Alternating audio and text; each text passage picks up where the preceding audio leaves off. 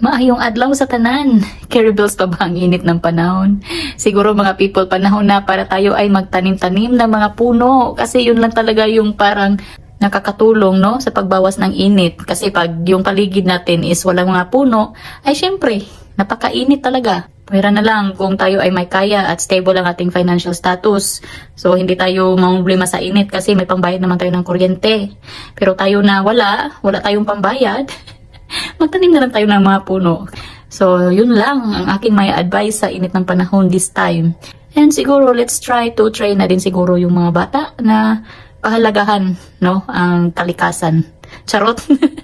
Parang naman ako nitong teacher. Pero totoo, no, turuan natin yung mga bata na magtanim, na mahalin yung kalikasan, wag yung yung kaingin ba, putol-putol lang kahoy kasi tayo din naman yung nagsasuffer. So, yun lang ang aking kunting advice for today, mga people. Nag-intro ng advice. By the way, later pala, pupunta kami sa may shopping mall kasi maghahanap ako ng breastfeeding na bra since required siya doon sa checklist ng hospital na pinadala sa akin. Kaya maghahanap tayo mga people doon. Sa may Max ako pupunta, sa may Silicon Oasis. Saan naman meron? Maghahanap na din siguro ako ng additional pajamas ni baby girl kasi worry man ako sa 6 na piraso lang. Uy, importante kasi yung pajamas, no? Kasi baka kabagin. Kaya yun yung gagawin natin maya-maya. It's 2:35 in the afternoon here. And inaantay ko lang si Dee kasi nagnap siya konti. Maya-maya alis tayo. Ready na tayo mga people. Punta na tayo ng Silicon Oasis. Ito pala yung area kung saan ako nagpapa-prenatal mga people. And speaking of prenatal, nakapag-rebook na kami ni Dee ng appointment which is this coming Sunday. So, hindi naman nila ni-cancel.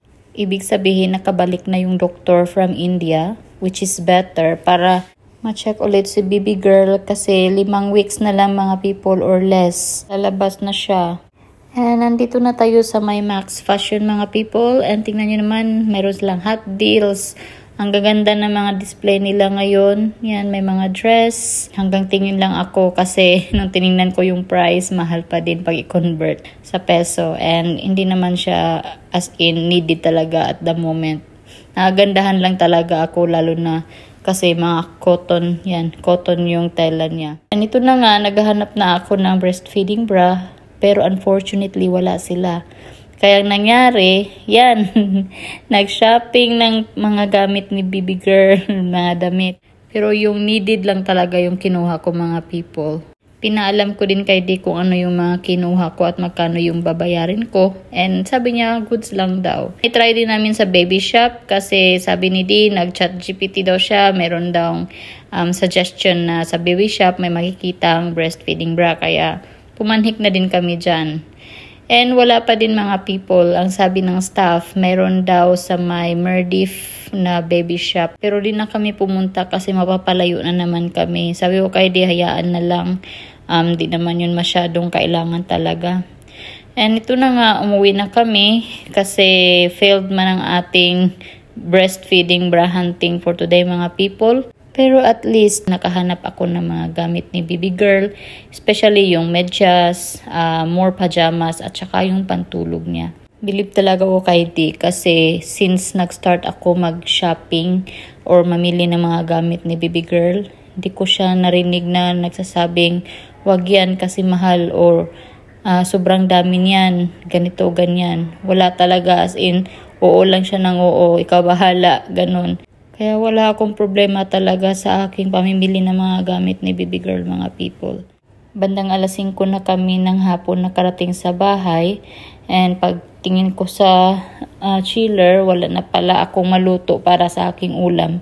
Si Dee meron pa pero sa akin wala na. Kaya nagpa-deliver na lang kami. Hello!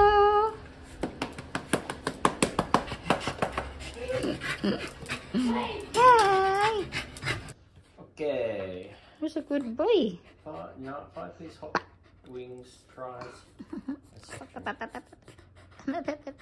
Yan ang ating dinner mga people. Kids meal burger sa akin while kay Dee is chicken wings. Kahit kids meal lang yung kinain ko kanina na burger, nabusog na din ako mga people. Medyo unhealthy siya. Pero what to do? And ito na pala yung ating pinamili. Yan. So, i-flex ko lang. Gusto ko lang siya i-flex kasi ang cute nila.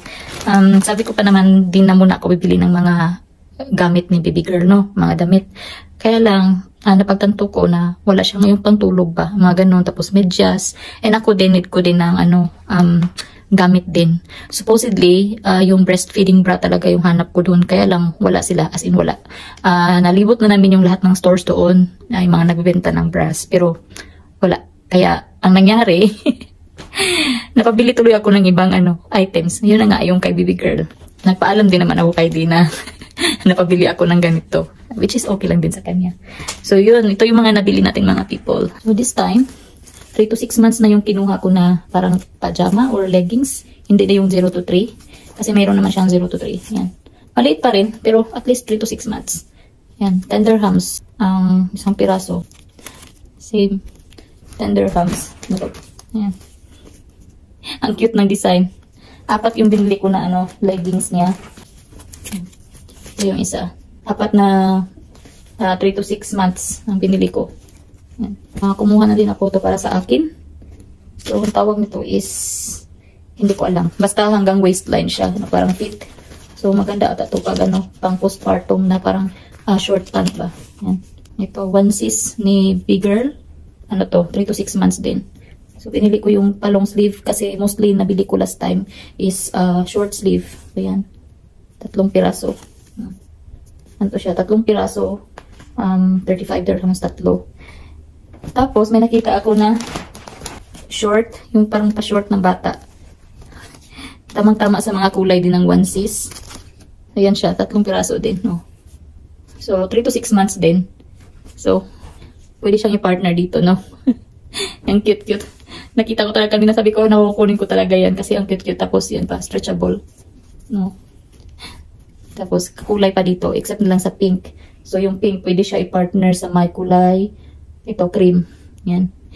Diba? Ito 3 piraso is, magkano ba to? 25 dirhams, 3. Yan. And then, ating andis, after natin mga anak. Pinili ko itim na kulay para, iwas man siya ba, or whatever. Finally, nakahanap na rin tayo ng medyas. Yan, 5 pairs, 20 dirhams. Yan, 5 pares. O, pwede na yan. Yan, yung mga pantulog ni baby girl. Ito, yung mga ganito ba. Yan, yung pajama. Kasi isa lang ang meron ako. Isa lang. So, yan. Bili na ako ng 3. Malaki-laki na din. 0 to 3 months. Pwede na to. 3 piraso. Ang tulog niya. Di ba? Ang cute. Kano ba? 27 dirhams ang isa nito. Yan. So, yun lang mga people ang ating mga pinamili. Nakampante na ako nung nakahanap ako nito. Kasi may pantulog na siya. Marami pa naman yung AC dito. Imbis na breastfeeding bra yung hanap namin, iba tuloy yung nakuha. Pero thankful ako kasi at least meron ng pajamas, meron ng ganito. So, wala na kaming iisipin hindi sa mga damit niya. Pag lumaki-laki na naman siya, saka na iisipin yung mga bagong sizes na naman. But for now, goods na ako sa mga ito. Pwede na to. And yun lang mga people ang aking vlog for today. Matutulog na kami kasi bukas. Aalis na naman kami ni D. Si Jabba is ilalagay na naman namin sa dog daycare.